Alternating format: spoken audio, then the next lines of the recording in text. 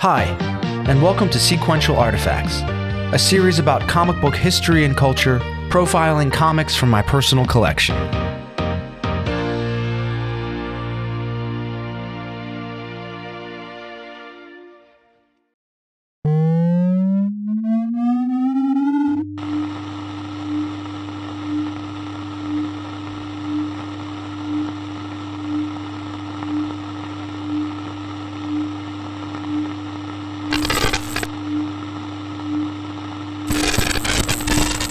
Comic book writer, artist, and theorist Scott McCloud, in his book Understanding Comics, famously defined comics as juxtaposed, pictorial, and other images in a deliberate sequence intended to convey information and/or to produce an aesthetic response in the viewer.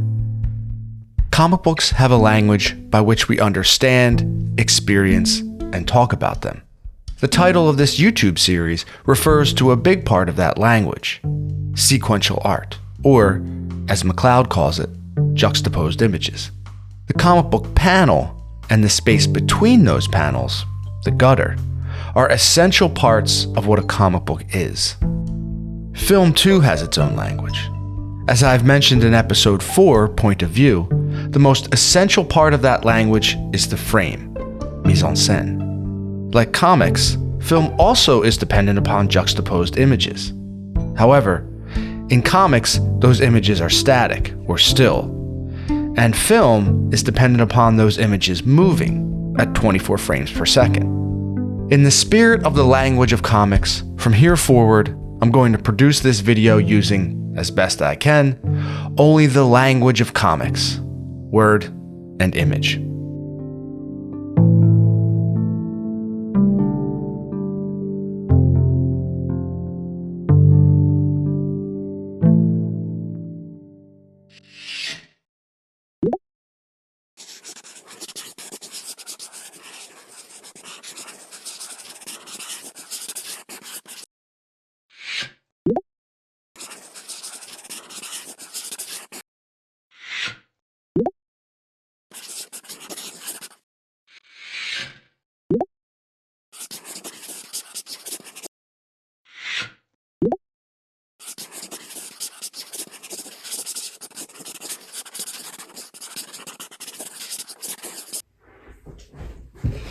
Okay, stop. This just isn't working. I know I said I would use the language of comics as much as possible, but this is motion pictures, so we're gonna have to use the language of film to make this work.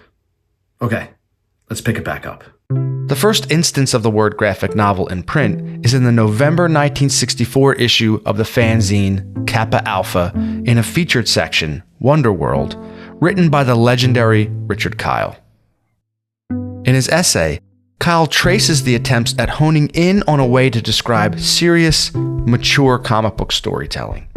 He writes, Charles Biro coined the word illustories to describe his attempts at adult comic book strips.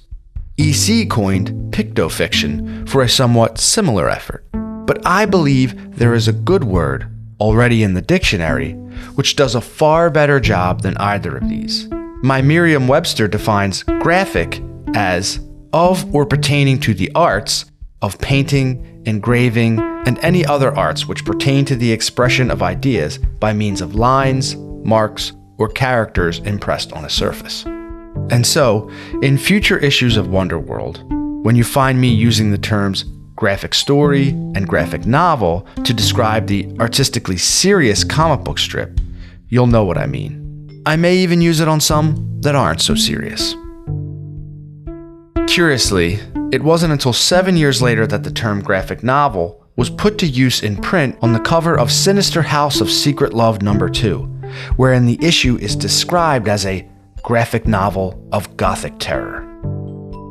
It took another 5 years before graphic novel was applied to long-form, complete comic book stories, when it popped up on 3 separate publications: Jim Steranko's Chandler, Red Tide, Richard Corbin's Bloodstar, and George Metzger's collected Beyond Time and Again.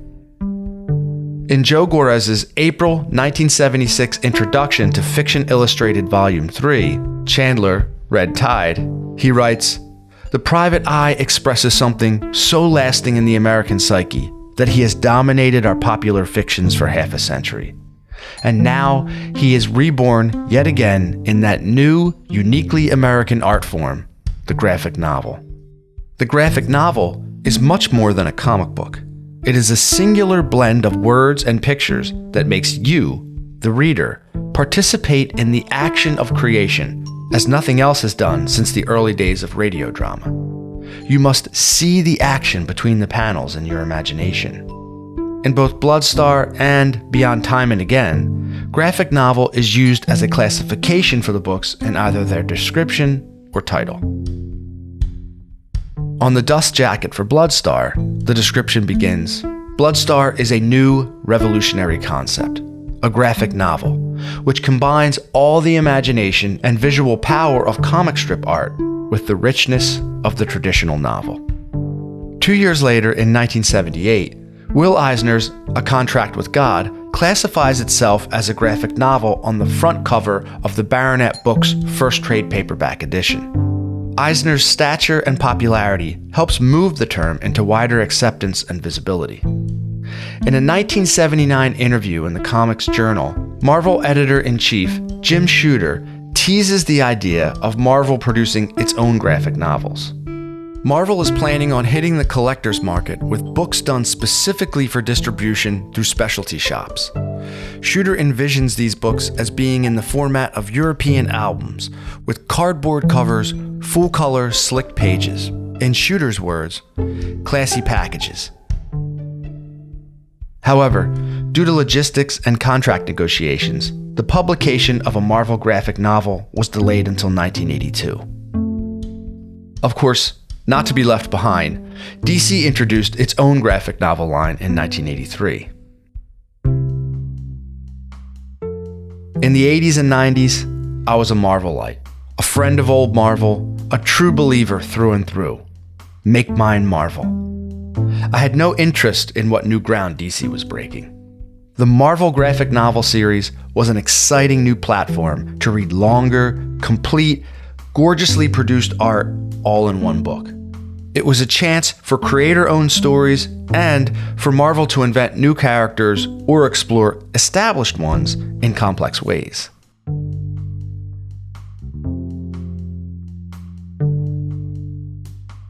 It began with the death of Captain Marvel by Jim Starlin.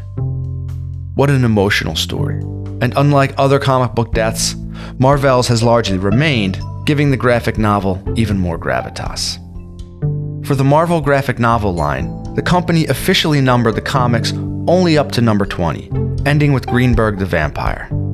After that, the official Overstreet comic book price guide continued numbering MGNs up to 38, although they also consider Marvel graphic novels published through 1991 as part of the line.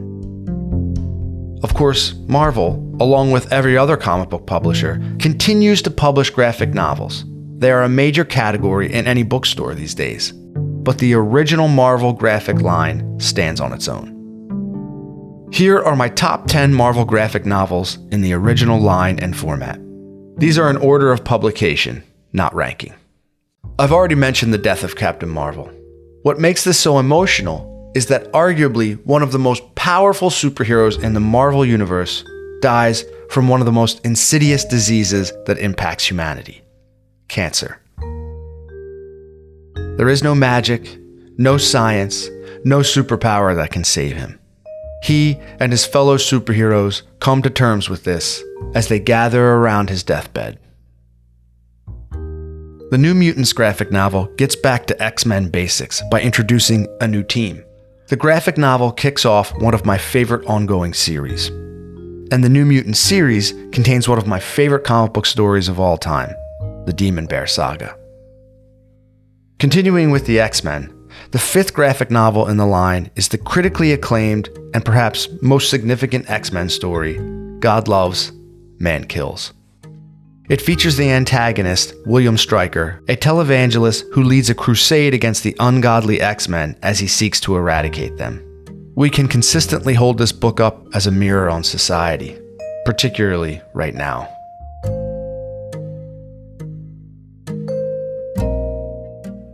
The graphic novel was used as the basis for the 2003 film X2, X-Men United, though it does diverge from the most powerful themes of the book. I think it's time to leave, Professor. I think you're right. Skipping forward to the 22nd issue in the series, The Amazing Spider-Man, Hooky. This was just cool to see Spidey thrusted into fantasy and horror material drawn by Bernie Wrightson. Spidey doesn't typically mingle in the grotesque and macabre, and we get to see that in Hooky. As I've mentioned in previous episodes, Daredevil has always been my favorite superhero. Love and War is the pinnacle of Daredevil stories. With Frank Miller writing and Bill Sienkiewicz as artist, and Kingpin as the antagonist, you're not going to get a better Daredevil story. Every page is a feast. Though not in name, you can feel its influence on the new Daredevil Born Again Disney Plus streaming series. Call it professional curiosity. What profession would that be? I'm a lawyer.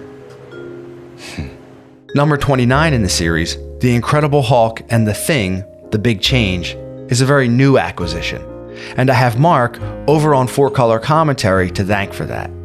He profiled the graphic novel this year in his video, Wrightson Renders Marvel Monsters, and called it a funny, creepy monster buddy comic, and he was right on. Now the reason why this works is, even though it's considered in the superhero genre, this is a monster story. I won't say much here about Cloak and Dagger, Predator and Prey, except that if you want to know why this graphic novel means so much to me, watch episode 5 in this series titled 88.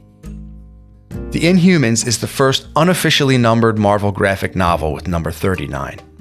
Written by Ann Nocenti, it features illustrations by an artist I love, Brett Blevins. I think Blevins is way underrated. His work in this and what he's done on the New Mutants is wonderful.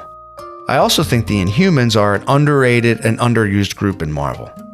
I really like them as a contrast to the X-Men, and I think Black Bolt is one of the most complicated and powerful superheroes in all of comics. Doctor Strange and Doctor Doom, Triumph and Torment is some early work of Mike Mignola with Mark Badger inking. They are the perfect art team for this mystical, magical, unlikely team-up in which Doom recruits Doctor Strange to rescue his mother's soul from Mephisto.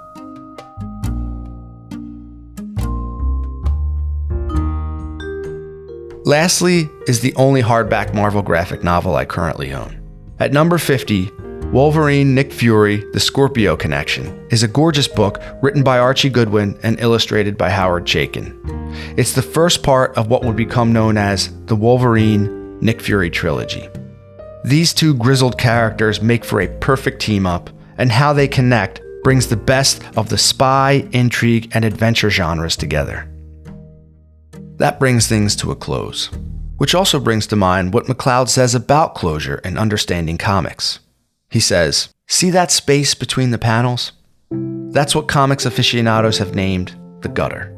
And despite its unceremonious title, the gutter plays host to much of the magic and mystery that are at the very heart of comics.